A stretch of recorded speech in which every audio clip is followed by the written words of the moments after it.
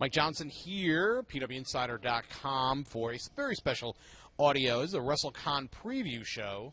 Wrestlecon taking place at the Hyatt Regency and the Orlando Wyndham over the course of this weekend.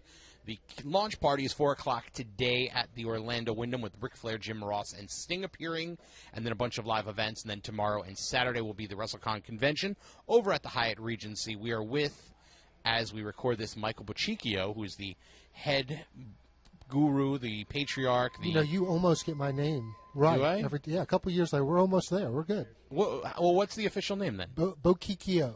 I never knew that. Yeah, you're from New York. You should know how to pronounce Italian names. I do know how to pronounce Italian names. And if you're ever in New York, go to La Mela on Mulberry between Broome and Grand. But right now we're in Orlando. So this is the biggest undertaking for Wrestlecon so far, and for Highspots in terms of Wrestlecon. We're standing here in the event room in the Orlando Wyndham, and you guys have brought in a complete professional lighting rig. You've got video screens. There's 2 sets of bleachers. This is easily the most money you guys have ever spent on an event like this.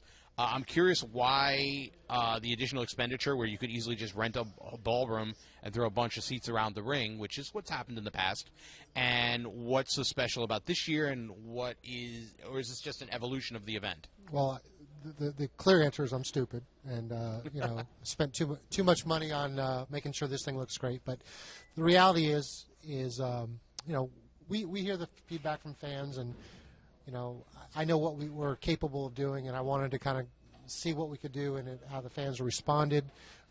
I promised last year when we had the ballroom issues where people behind like rows 6 and 7 really couldn't see. I said next year general admission is going to be elevated seating, and so I kind of made that claim. We sold some tickets, and then later I started to check into what that actually entails, and I just wanted to follow through with my promise, and I hope it's going to be worth it. And the lighting rig. I mean, we have so many guys that we're working with this year that are putting on this is like their biggest event of the year. So I didn't want to disappoint them. I wanted to give them the best opportunity to showcase their promotion. Pat Buck worked so hard up in New Jersey, and this is going to be the first chance that he gets to really show to a national audience what he's doing. And then, of course, we have Revolution Pro that, if you're in England, it's a staple of the fans there. And this is their first ever show in the United States. Absolutely. And, they may be aware of the other the English promotion that's going on down the street, and they want to make sure that they're putting their best foot forward. And, of course, my own show, the Wrestlecon Super Show, that I take a lot of pride in, and I get to fantasy book once a year. So the other, of course, Combat Zone is going to have Best of the Best, which is traditionally a show that takes place in the Northeast, and they're bringing that to Florida for the first time ever. Talk a little bit about what your kind of hopes are for this event, because obviously you do this to make money, like anybody else is down here. There's a lot of competition this year. I personally think we're at the point of oversaturation. And we were probably at the point of oversaturation like 4 months ago, and then we just had more. But. Yes. So talk a little bit about what your hopes are for this, what you think the highlights of this are going to be. You're going to have Flair, Sting, and Jim Ross in the ring in just a few hours in one place, which I think is a great idea. Going into this, obviously, you're on one knee, kind of praying that everything works out perfectly and all the talent shows up. And literally, I'm on one knee praying. I know you are. Yeah. You're literally on one knee as we speak. Talk a little bit about, as you look over the weekend, what you kind of foresee and what you hope. Well, Dallas was really great for us. We had a tremendous walk-up, and I'm hoping that we're going to experience the same walk-up levels that we did. I'm really banking on it. I feel like, Vince McMahon going into WrestleMania, ironically, in that, we've spent all the money that we've taken in on making sure this thing looks fantastic and that we have the right talent in place. And, hopefully there are going to be some additional people that come in and spend some of that WrestleMania week money with us. But we know there's a lot of competition, and that's why we put all the energy into making this place look the way it's looking right now, is we want to separate ourselves from the other hundreds of companies that are also making their best attempt. Are you worried about having the convention in one place and the shows in another, that is a strategic error? Yes, and if you knew the history of why I did it, it would probably make a little more sense to you. But well, explain the history. That's what we're here for. Yeah. So we're doing the live events at the Wyndham, which is a wonderful hotel. I love this hotel. This place is amazing. And I couldn't say enough nice things about the staff here and how they've accommodated us. The Hyatt is where we're doing the convention. I was originally going to put the whole thing here at the Wyndham. I love the property. I love the management here, but they are about a mile down the road from where Access is. And as I learned painfully, very painfully in San Jose, if you're not right near Access, people may not include you on their schedule. So when I had the opportunity to squeeze in at least the convention over there at the Hyatt, I thought it would be a good idea. And it's, you know, and the feedback I get is everybody seems to be going to the convention and then they're going to Access, or Access first and then the convention. So I'm hoping that I made the right call, but obviously it was a big risk, and obviously it ended up financially being a lot more exposure. Now, how far are we from the Hyatt at this point? Like, I think it's 1.1 miles, and so it's probably about a 35-minute walk. It's about a 35-minute walk, and there's about 5,000 restaurants and tourist attractions between the two. This is one of the reasons why we do this. Is I know a lot of people when they come to Wrestlecon and they come to our hotels, a lot of them don't have the opportunity to be familiar with the city, and they trust that we're putting them where they would want to be. You know, and I understand we're all tourists here, and this International Drive is to me like the Vegas Strip. This is, if you're going to be here for a week, like the Vegas Strip. Yeah, this is where you want to be for a week. You know, maybe this isn't where you come with the whole family, but this is where you come if you're a wrestling fan and you want to be in the center of the action.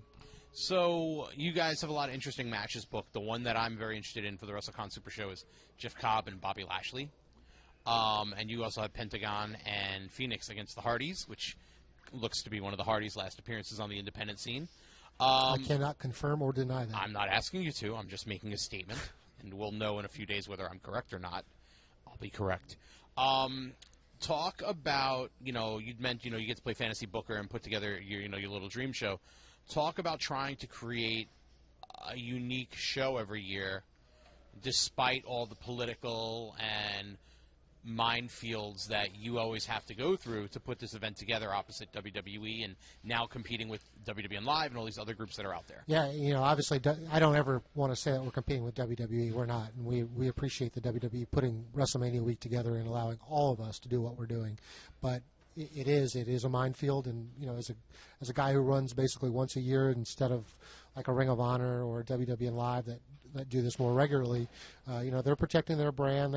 They're a little more strict about using their talent, and so there's still some great guys out there, but it's a political field for sure. But my original match, as you know, I've told you this off the record, was I wanted to do Terry Funk versus Rhodes, Cody, and that was Terry's idea, and his health isn't up to par to do it, and I think his head's still in it, his body may not be, but that was like my dream match to see. And maybe we'd flash back to 1980 one more time, but we've put together what I feel to be as a fantastic card, and you're interested in Cobb Lashley. I hear that a lot. I'm interested in the 10-man. The 10-man's always been a staple of this show, and to be able to put Ricochet and Ospreay on the opposite sides is, I think, very fitting considering the year that they had, and I really appreciate that Ring of Honor stepped out of their comfort zone and allowed us to use Ospreay.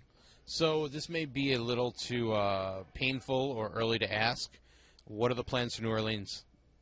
Are we going back next year? We are going back next year? Yeah, we are. I'll be there. Are you going to be there? We are going back. I'm not going to give you the super exclusive scoop, but we are going to do 2 properties next year. It's going to be the convention at one and the live events at another. I've talked to several different people about participating in the live events, and they're certainly open for negotiations. So we'll just see. Like I said, it's a political minefield, and sometimes you just have to navigate slowly. Doing the 2 locations again next year, is that set in stone, or are you going to kind of use this as sort of your beta test to see whether you want to do that going forward? No, it's set in stone. Unfortunately, sometimes you have to adjust to what's given to you. And in New Orleans, it's a much smaller city, at least if you're going to stay in the middle of the action. And the properties that we had available to us, we were not able to find one property that we could do everything under one roof. Are you going to be returning to the location across from Access next year? I cannot confirm or deny that beautiful building. All right. I'm just wondering. So I know you got to go run. It's not like you're producing a bunch of events this weekend. Any final words as to why people should make sure they swing by Wrestlecon this weekend? Yeah, I know there's 100 things going on, and if people could just swing by and kind of see what we're doing, whether it's the convention, whether it's the live shows, we have a lot at stake here. For us to continue doing what we're doing, we just need your support, and I know that it may be not currently in the plans for some, but I think we're going to impress you if you have done something with us in the past and you have the preconceptions of what we do, maybe give us a second chance. If you like what we've done in the past, I think we're going to blow you away this year. All right. Well, thank you for the time, sir. We hope for the best for you. Thank you.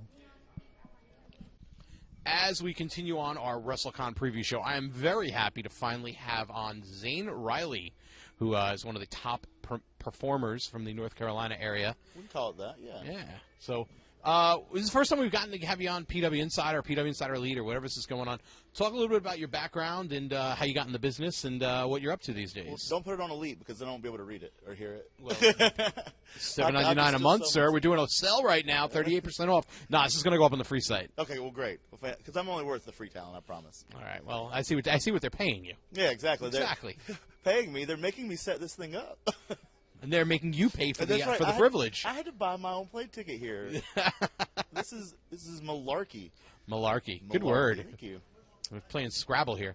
So tell everybody how you got in the business and give everybody a little bit of background on yourself. I'll give everybody the quick rundown. I was real dumb when I was younger, and that's it. That's how I got in. I was real dumb when I was young. I was always a fan of wrestling as a child, and then when I got older, I was dating this girl and we bought a house, so I didn't have a lot of money to go and spend on frivolous things. So me and my buddies we were all huge fans of wrestling as children, so we would get together on Mondays and buy a case of beer and drink and make fun of the intentions were to make fun of it. But then we just got really into it again, and it just sparked this passion for me. And we went to a local show, and I was like, man, I can do this. And I was 22. So you were just full of piss and vinegar. Yeah, I was too dumb. And so then I tried out, and eventually I wrestled in this one place for 3 years with no they never brought in outside talent. It was a constant roster. It was always the same people. It wasn't really. It was more like a family fed. It was a hobby thing. It was a two shows a month deal. Then I moved to Charlotte, North Carolina, and ended up living 2 miles from Highspots. They are the staple of Charlotte wrestling. I was about to say, you can beat them out on this if you'd like to. I don't even care. They don't pay me. As we talked about, they're not paying me much. But I moved there, and I ordered some gear, and Michael Bochicchio told me that at training school, and George South was running it. And so I went in, and it turned out for 3 years I'd been wrestling wrong. Imagine that. Imagine it. And I'm sure George just loved you when he met you then. Oh, man. Joe LeDuc, who would call me. He still does. But, yeah, and then I did one training session at Highspots, and then he started, getting better and better, and then George just started putting me immediately on all of his, weekend shows. So I was going from, 2 shows a month to, 3 every week. And then I just I learned everything all over again, and that's when I learned. I was 3 years in before I made road trips. But I was making them with, Jake Manning and Caleb Konley, and we're doing 8 hours to Jersey and doing the show and then turning right back around and driving 8 hours home because Jake doesn't stay the night places. No, that's Jake though. It is. I don't need to be here. I'm going home. We're leaving. We're leaving. We're only stopping. We're only eating at Sheets and Wawa's. There you go. And in the Northeast, you're not getting any Wawas. Yeah. Actually, you will, depending on where you're going. I like Sheets anyway. So yeah. I've never even heard of Sheets. What? No, I'm from New York City, Sheets? buddy. We don't get those. Okay. Might be the Sheets up there sometimes, but we don't have Sheets. So, you've got an interesting style in the ring. Today, a lot of independent wrestling has kind of morphed into the younger, high flyer types, the cruiserweights. You're more of a bigger, burlier guy. Yeah. More, closer to Dick Murdoch than say Far more. Ricochet. Of course. Talk a little bit about your sort of inspirations in the business and the guys that you try to emulate. Because one of the things I always like about you is your stuff is fun and you give people a reason to pay attention to you, and you're not doing 10,000 high spots in a minute, which is in today's day and age that's more unique. Mm-hmm. That used to be when a guy did a tope. I remember going to WrestleMania 10 and Bret Hart did a pescado over the top to the floor on Owen, and it was oh wow, that's cool. Now you see that in the first match 5 times. That's the opening. So the other style, which I think the bigger guys are starting to come a little bit more in vogue with the likes of Keith Lee and guys like that, and Donovan Dijak coming back into the it's kind of the evolution always does full circle. But talk a little bit about the guys who kind of inspired you and the style that you do in the ring. I'm a huge Colt Cabana fan, Kiko Toro, really a big fan of anybody that came through Chikara. I just like the entertainment in. I always tell people that I might not be your favorite wrestler, but if you brought a non-wrestling fan to the show, I'm gonna be their favorite wrestler. And that's a good tack to take because somebody's always at their first show. Yeah. And I think one of the things that I've hated about wrestling, and it's kind of changed up in the last couple of years, was that for a long time it was like I felt like indie wrestling was sort of like the comic book industry where you could not just pick up a comic book and read it. Yeah. You had to know all of the backstory and all the serialized storytelling. And I felt like with indie wrestling, everybody was trying to have like this major storyline or this major show. When I first went to my first indie show, there were like 5 matches, and it was like the main event was Snuka against Demolition Axe, and other than that, it was just local guys just doing hip tosses and arm drags. And you need that sort of window for people to find a reason to fall in love with it, or else they feel like outsiders. Yeah, you can't confuse them right away, and like you can't always assume this person's going to be back for the rest of the story. So I like to make myself like open-ended. You're going to get a quick story. I usually have no ties in most companies. I usually just come in, kind of do my comedy, and then kind of get out. So Gunslinger. Yeah, I am Weekend Warrior, brother. So I'll go in and give them like the really funny, get everybody like on the same page, get everybody like, guys, we all know what's happening here. I'm not going to insult you. So now we're all on the same page. Anything is possible. Anything I do in this ring, be it a slow motion spot or a timeout spot or something to that effect, it's now believable because I've already lightened you up enough. Like, guys, we're all in this together. Yeah. And that's always been my favorite way to do wrestling. Well, let me throw this at you. What are your comedic influences outside of wrestling? John Belushi was a huge deal to me. It's a very Animal House. That's really what I've based my entire I love character. the Blues Brothers, one of my favorite movies of all time. I actually own every Blues Brothers record on vinyl. Oh, that's amazing. I love all that stuff. So there's that, and then like I do watch a lot of like stand up. Did stand up for a little while. Jake Manning, who still does it now, I get to see him a lot. So yeah, like John Belushi was a big one, and like certain people's comedic timings. Bill Murray was always really funny. I listen to a lot of stand up, so like I'm a real fan of like alternative comedians like Kyle Kinane, and just the kind of to hear his stories and his jokes and stuff and figure out how to emulate that and type into a physical form kind of thing is my inspiration. But if I do hill work, it's like Daniel Day-Lewis or like Dolores Umbridge from Harry Potter, like just the biggest assholes.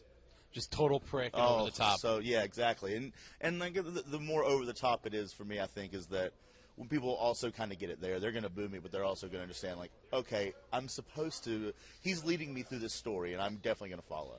So talk about what, obviously you've been helping out with the production and the setup here. Talk about what fans can expect to see from you this weekend inside the ring. For me, I believe I am in the DDT Heavyweight Championship Royal Rumble. Aha, the annual Wrestlecon Rumble. Oh, yes. So I believe I'm doing that this weekend. Do you have a favorite Wrestlecon Rumble memory? Because I do. What is that? It's Roddy Piper and Terry Funk fighting it out in Toronto.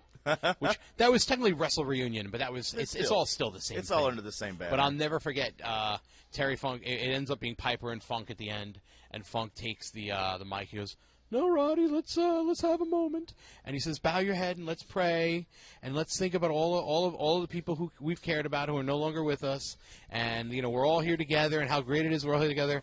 And all we have to say is, God, dear Lord, let me win." And he whacks Piper with the mic. I remember being there and almost falling out of my chair, just loving it and being like so happy I was there. That's amazing. It wasn't at a WrestleCon Rumble, but it was at I call it the Legends of Jabronis. Legends of Jabronis. Legends and Jabronis. That needs to be a video game. Yes, Legends of Jabronis. Legends and Jabronis, and it's like Boogie Woogie is there, and Steve Corino, and Sabu, and then of course like me and Caleb are there, and so that is a jabroni. Blue Meanie was there, and Shane Douglas, and just Tracy Smothers randomly. Like it's just a who's who, literally. Cavalcade of stars. Right away, Steve Corino standing beside me and goes, "Man, this is real fucking unsafe." And I go, "Yeah, it is." And we start fighting for a minute, and then slowly you see like every legend get out immediately. Like I think Boogie, I was like, "Boogie, throw me up." "Oh no, baby, it's my time." And he just hops over, and so it's just jabronis. Except right before he gets out, but right before it ends, Sabu is beside me. He goes, "This is unsafe," and punches me as hard as I've ever been punched before, and then just points up at the ceiling real fast. I'm like, "Who are you getting over on, man?" Sabu. But yeah, that was awesome. Who won? Did you win? Oh God, no! I tried to get out there as soon as possible. No, why was it unsafe? Was it the ring? No, I think it was just so many drunk legends. Ah. And so the whole point of this was that I was supposed to eliminate Brutus the Barber Beefcake, and he was going to give me the sleeper hold after the fact and cut my hair with the shears. Oh, well, that's what everybody aspires to as a child. Right? He didn't even come out. So, like, I just get out. Like, You lost your haircut and your spot. Well, I bop out, and I start walking to the top of the ramp, and then his music plays, and he just, like, I guess he called the audible in the back, like, I'm not going to be in it. Just, when he's out, just play my music, and I'll do it at the top of the stage. And sure enough, he did. It was the scariest. Oh, so you didn't even know you were still getting a haircut? Yeah, I was just like, well, this is a bust. I got to watch Tracy Smothers do Tai Chi in the back before this, and that's about all. All right. Well, before we let you go, let everybody know where they can track you down on social media. Talk about some of the YouTube stuff you guys have done. Okay. Which I love that YouTube series you and Caleb did. For people who may not know about it or haven't seen your stuff personally, let them know where they can learn all about and become immersed in the world of Zane Riley. You can find me on all the major social medias. Facebook under Zane Riley, because that's my real name. I'm not really creative. Your real name is Zane? Your real name's Zane Riley. Now, how did you end up with that name? That is a unique name.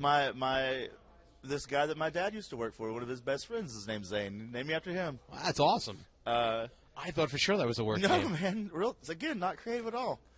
Twitter, at ZaneXCore, ZaneXCore. I used to play in hardcore bands back in the day. Instagram, IAW, Zane Riley. And, yeah, on YouTube, Zane and Caleb Put Over the World. It's a really fun little 3 to 5 minute sketch comedy thing that Caleb Konley and I did, and had a lot of, like, the Young Bucks were involved, Apollo Crews, Tony Nese. There's a whole bunch of those guys. There's a whole bunch of guys we did shows with on weekends and asked them to do really stupid stuff for us real fast. There's about 50 episodes online, and we also have a movie that's about an hour long. All right, well, check it all out. And, sir, I want to thank you for coming on, and hopefully it's the first of many appearances for you. Woo! Thank you, buddy. All right, as we continue our journey here and we preview Wrestlecon weekend, we're here with someone who's been with Highspots for many, many years, a regular staple on the Wrestlecon events, and also regular at times for Evolve and WWN, now signed to Impact Wrestling. So, Caleb Konley, how are you, sir? I'm doing excellent. So I have to ask you, what are we naming the owl? Do you know? I heard it was going to be called Fuck That Owl, and then someone tweeted me saying Getting that heat already. Getting that heat already? Yeah. So, how are you, sir? It's nice to talk to you again. I'm good. WrestleCon's a big event every year. I love them. Talk about, like, you're a wrestler from North Carolina. You've been with Highspots since you started wrestling, pretty much. Pretty much. And WrestleCon has become one of these events that are sort of like the signature destination events for pro wrestling fans, independent wrestling fans. Yep. What's your take on the growth of it over the last couple of years, and what are you most surprised about it? Actually, the first thing I ever did with Highspots was the NWA Legends Fest in Charlotte every year. And I remember, walking around the room, and it was just a bunch of, not that it was a bad time, but it was like a real old generation, and it was just kind of chit-chatting, and it wasn't, for them, I'm sure it was the best time ever, but for me, it was kind of boring, to be honest with you. Really? And, it was cool to see the old guys, but as far as, like, having fun and, like, doing things, it wasn't necessarily my cup. It was cool for like an hour or two, but then after that, I'm done with it. I feel like WrestleCon has helped like make it more fun. Maybe a little more hip? A little more hip. It's definitely for the younger generations, for the fans of indie wrestling, and like it's I feel like you go here and you can have fun all day, all night. There's something to do. There's so much going on. It's not just like hang around and talk about the old days, which there's nothing wrong with that, but you can only do so much of that. That is true. So you are now signed to Impact Wrestling. So let's talk about that. You were signed, but you hadn't really been utilized all that much. Yeah. Now, under the new regime with Jeff Jarrett and Anthem and Dutch Mantel and everybody else, you're starting to appear a lot more on television. You're going to be wrestling Eli Drake very shortly. In fact, that match may air tonight. If not, it'll air in the next couple of weeks.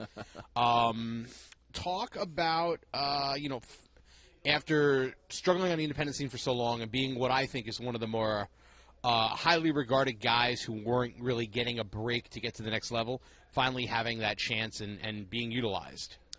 It's still kind of surreal to me. Like, I don't, it hasn't really taken off that I'm, signed to a company that's on national TV. I just kind of, I don't feel like I've changed at all. Like, it's still kind of a blur to me. Like, I don't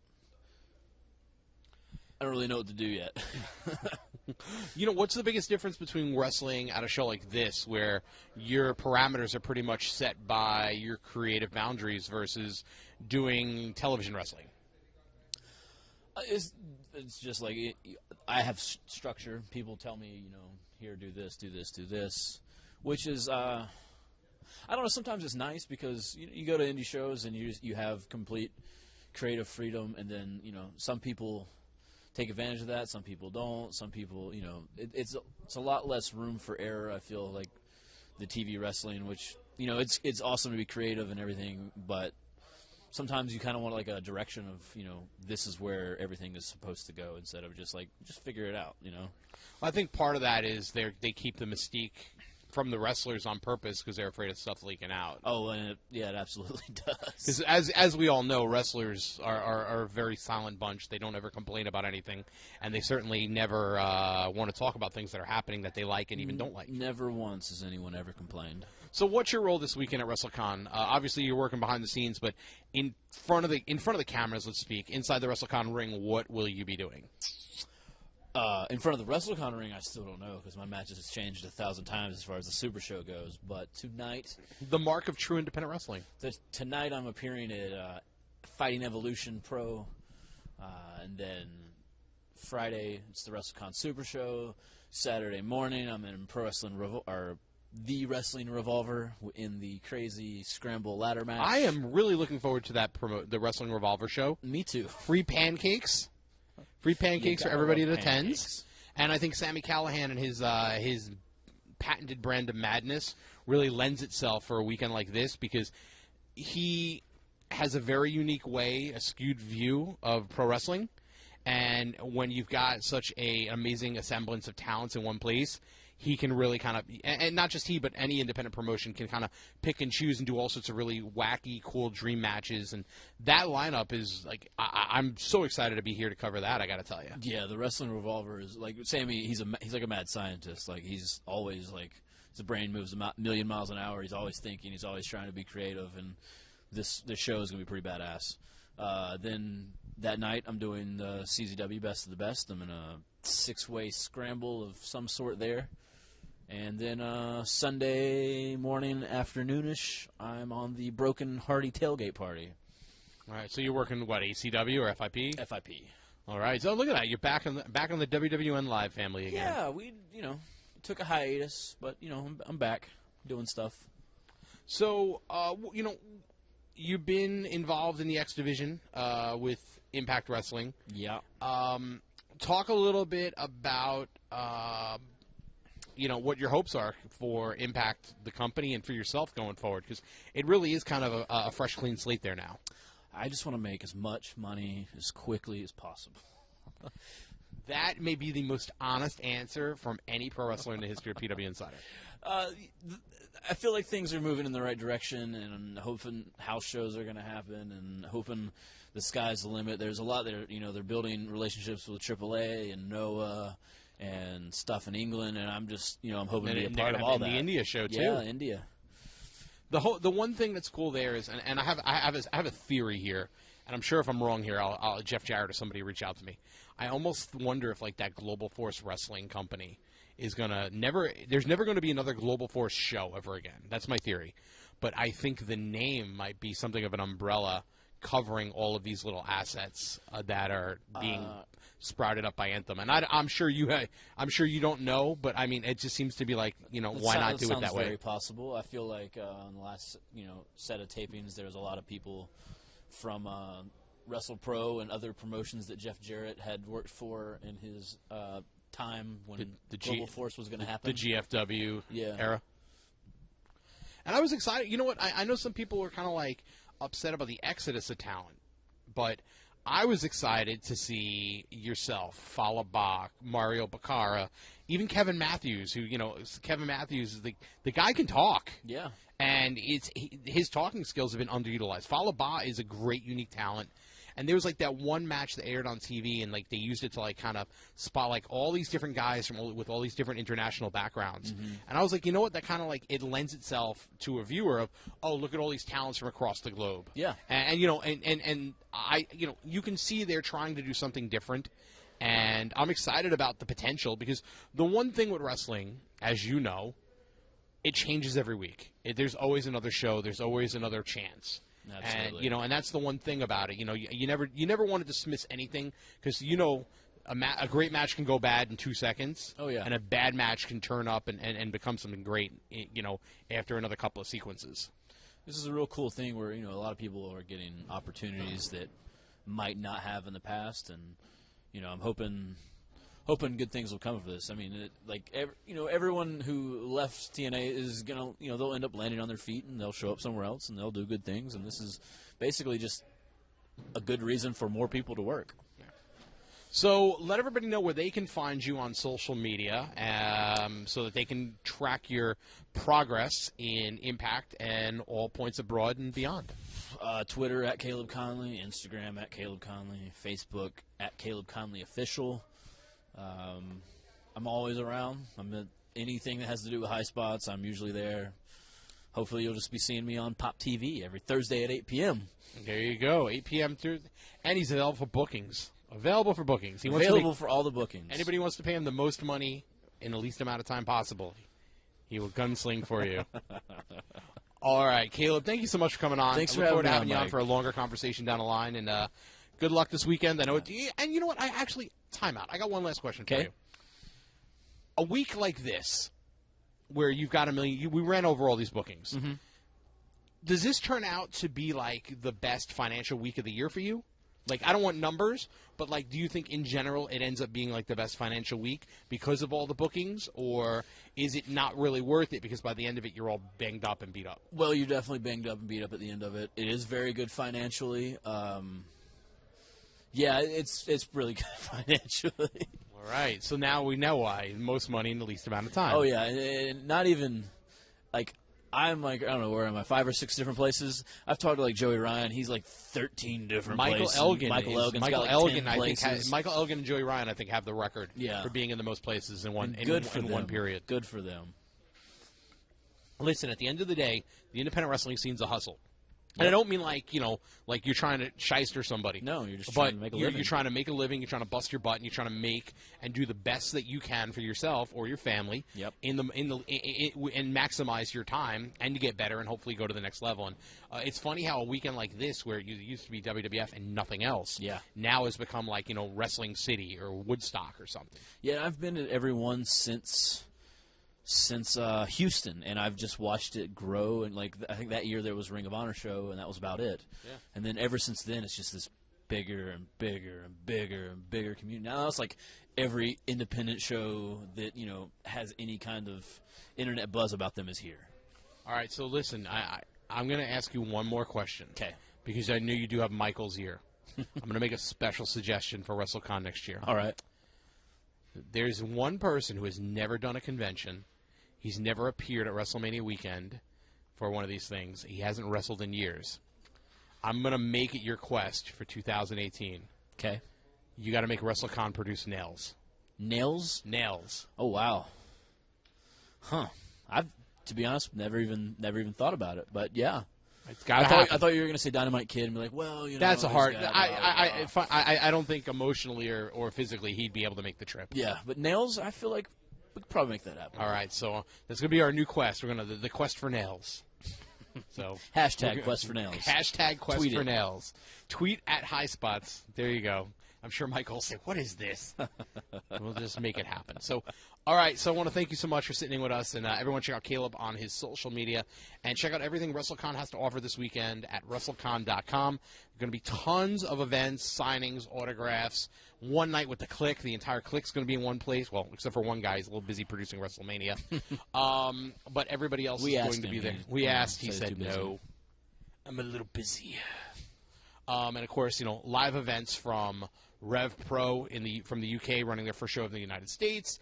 There's going to be a Wrestlecon women's show on Saturday afternoon. That's free with admission to Wrestlecon's convention. And Wrestle Pro has a show this evening. We'll have live coverage of that. The WrestleCon Super Show on Friday evening. And, of course, Saturday evening, Combat Zone Wrestling's Best of the Best, which I actually think is one of the best lineups that Combat Zone Wrestling has ever put together for one show. Absolutely insane. And I've been going to Combat Zone Wrestling since like 2001, so that's a long history there. And of course, as we talked about, free pancakes at Pro Wrestling Revolver. And of course, and if you never, honestly, and I'm speaking from not Mike Johnson, the writer, but Mike Johnson, the fan. When I first discovered what wrestling was beyond WWE and independent wrestling, one of my favorite things was to go to a thing called the Weekend of Champions, which was a convention in New York run by John Arezzi, who was a wrestling reporter in the 90s. WrestleCon is like that amazing moment of like walking up and down the aisles and seeing all these people that I saw from TV and all this cool merchandise and all these cool things times 5 billion. It's Access is cool. I like Access. It's very well produced, but if you want to have a great one-on-one encounter with performers that you care about and have a meaningful conversation with them, you're going to have more time, and it's going to be a much more meaningful conversation with them at WrestleCon than it would be at Access, because with Access, they're just trying to get people through. Oh, yeah. And obviously, guys here are trying to make their money, too. But if you want to have a conversation with someone, whether it be Manny Fernandez or Ricky Morton or whoever, I'm just throwing random names out there, you're more likely to have it at WrestleCon. And you've got like 200 different names to choose from as well. So. Yeah, I'm amazed at the lineup this year. So you can check out everything at WrestleCon.com, and of course the doors for that open up tomorrow morning at 9 a.m. But today is the WrestleCon launch party with Jim Ross, Sting, and Ric Flair all appearing. We'll have live coverage of that on PWInsider.com. And a live performance from my buddy who did the Revolt theme song, Montesi, who's doing a WrestleCon rap. I did not even know that. Yep. Big scoop, the WrestleCon rap. It might replace the Wrestle Rock Rumble as the greatest song in history. It's definitely better than Too Cold Scorpio, that rap he did. Was that the Step Into the Game Room? Remember the WrestleMania rap with Men on a Mission? That was awesome. Yeah. Oh, yeah. We got Stars Galore. We got Stars Galore. You're going to see a show like never before. Mission has the title that we must win, but we're all going to win at WrestleMania 10. Yeah, Montesi's better than that. All right, well, that would be the first and last time anybody ever hears me hip-hop. So, all right, we're out of here. Check out WrestleCon.com. I want to thank all of you for your support of PWInsider.com. And this is a free audio for everyone to check out. So if you've never tried us, check us out for a month, see if you like us, and stick around. Either way, check out WrestleCon.com and enjoy your WrestleMania weekend experience, whether you're in Orlando or beyond. Until next time, I'm Mike Johnson. Caleb, thank you for sitting in. Appreciate having me, And I want Mike. to thank Zane Riley. I also want to thank Michael Bochicchio. That's right, I said his name wrong again. For their time. And take care, everybody. I'm Mike Johnson.